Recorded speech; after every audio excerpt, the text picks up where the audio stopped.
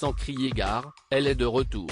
Alors que sa dernière publication sur son profil Instagram datait jusque-là du 7 juillet 2020, soit le lendemain de la date de sa passation du porte-parole du gouvernement à son successeur, Gabriel Attal, Sibeth Ndiaye a fait une réapparition remarquée sur le réseau social ce lundi 12 juin. En mission pour ADECO France au titre de secrétaire générale, elle a profité d'être arrivée au terme de son projet pour publier une photo célébrant le succès et la réussite de l'organisation. En sandales, Jean-Slim Griéo à motif zébré, l'ex-femme politique de 43 ans pose aux côtés du directeur général de son groupe, Gérald Jasmin, devant le photocall de Roland-Garros.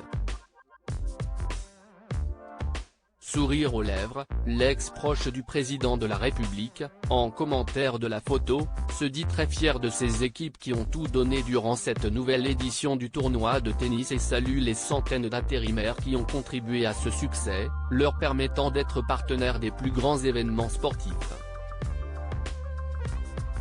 En charge du juridique, des solutions emploi, des affaires publiques et de la communication de son entreprise, où elle est également membre du comité exécutif, celle qui dans le passé a été qualifiée de mormone du président était en première ligne dans le cadre de ce partenariat pour que les événements se déroulent sans accroc.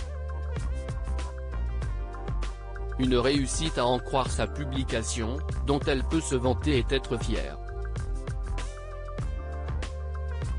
Sibeth Ndiaye, la ministre confectionne elle-même certains de ses vêtements. Sibeth Ndiaye, loin de la politique, elle semble s'épanouir. Pour Sibeth Ndiaye, ce nouveau travail où elle semble s'épanouir est une forme de renaissance après les difficultés rencontrées alors qu'elle évoluait en politique. Proche d'Emmanuel Macron, elle avait néanmoins multiplié les couacs et les erreurs au fil de ces derniers mois, ce qui a pu agacer dans le passé le président. Habituée à travailler avec Emmanuel Macron, elle avait tout de même déchanté elle aussi de son côté après son accession au pouvoir, lors de certains épisodes où elle avait reconnu avoir été exaspérée par le chef de l'État. Si elle assure tout de même être toujours un fervent soutien de son ancien patron, les relations semblent malgré tout distendues entre le président et son ancienne conseillère. À moins que des échanges en secret aient réconcilié les deux parties.